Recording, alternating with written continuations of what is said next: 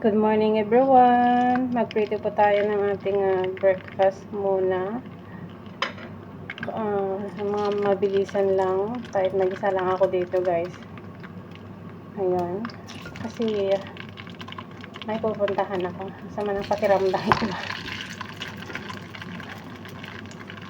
Ayan. Malapit na ang New Year mga kananay. Ang hirap ng tinatrangkaso, Diyos ko. Parang sumasabay yung malaria. Oh my God. Feeling okay naman ako na asawa ng Diyos. Yun nga lang, gusto ko mapa-check up para malalaman ang dahilan. Baka naman ayaw ko kasi yung nagtatrabaho na pabalik-balik. So kung ano man ang nararamdaman ko lang ngayon kahit nasa ibang bansa yung amo ko, sila nagpahatid lang daw ako sa driver. So try ko muna tapusin ang mga ibang work ko para hindi na ako madamihan ng trabaho and para obserbahan ko muna ng obserbahan guys kung medyo kaya-kaya ganyan nang hindi naman ako kaya ko yung pabalik-balik kasi nasakit. Gusto ko pag may check up talaga mantalahin magpa-check up habang libre, hatid sundo ganyan para wala namang mabawas. Ba't ko nga pala inilagay ko? Magana ako ng itlog. Hindi ko na siya batilin.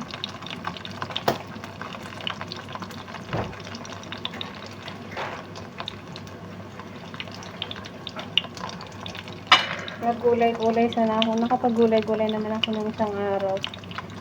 So, medyo matagalan pa ako.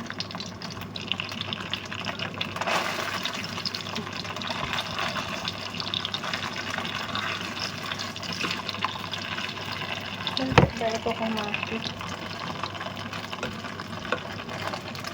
Hindi ko pala masyadong pinainit yung oil kasi olive po kasi yung gamit ko. Ang olive oil daw kailangan huwag nang pausokin pa kasi mawawala daw yung hindi siya kagaya ng mga normal oil ba guys na talagang pinapausok ng para init na init tapos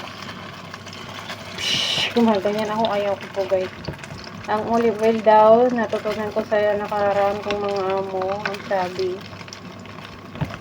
painitin mo lang itong frying pan and then ilagay mo na yung olive oil and then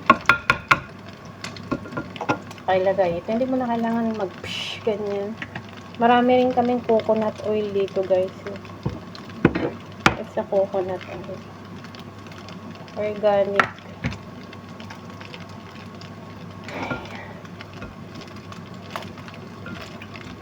Merry Christmas.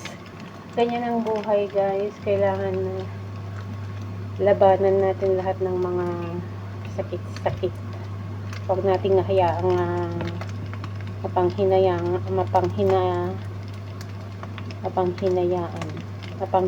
tayo ng sakit na yan. Mag-pray lang, ganyan.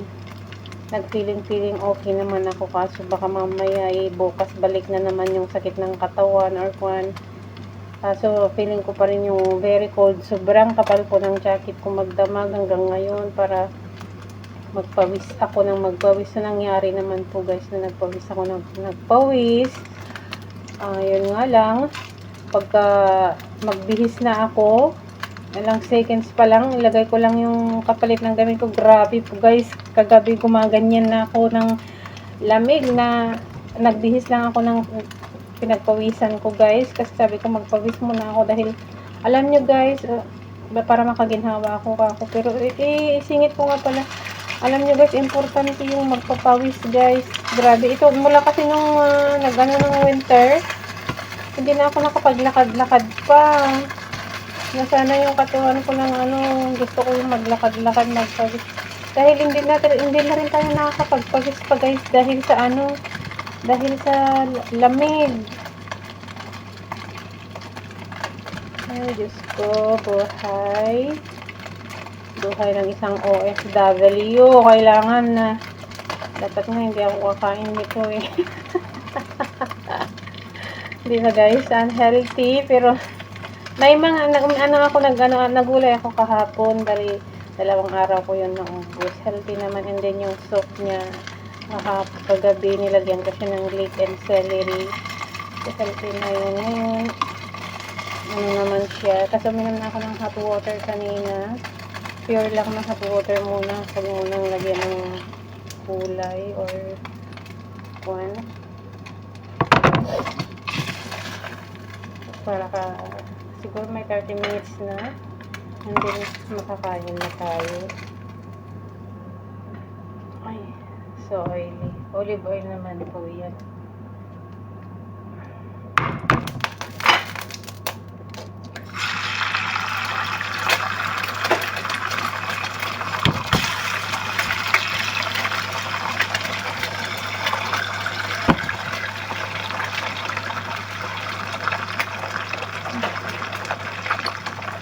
Sobrang lansa ng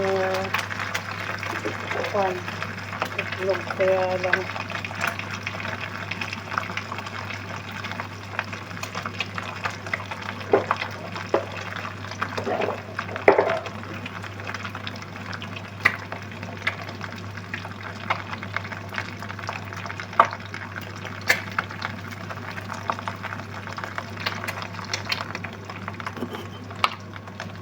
Lord, prepared me to be a sanctuary.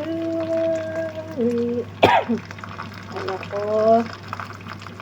One holy, tried and true. Thanksgiving. Itong mga ganito guys na tinatapon nila, may laman pa. Kumain sila ng sushi. Tingnan mo kung baka maasim. Hindi naman. Pang sushi po yan. Hindi naman ito. Nalagay ko siya pero may lasa. Hindi ko alam kung soya or soy ito. Yung para sa sushi guys. Malasa naman.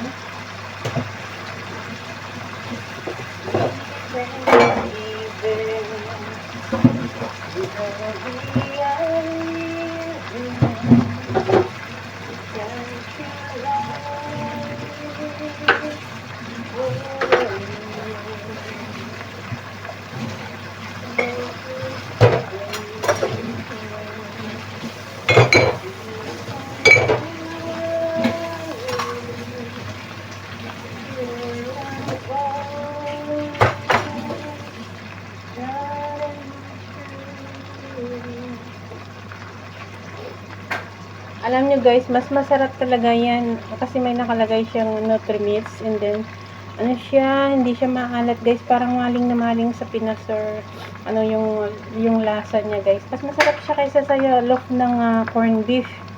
Ano, hindi po siya maalat. So ayan, tapos na, tayo kakain na.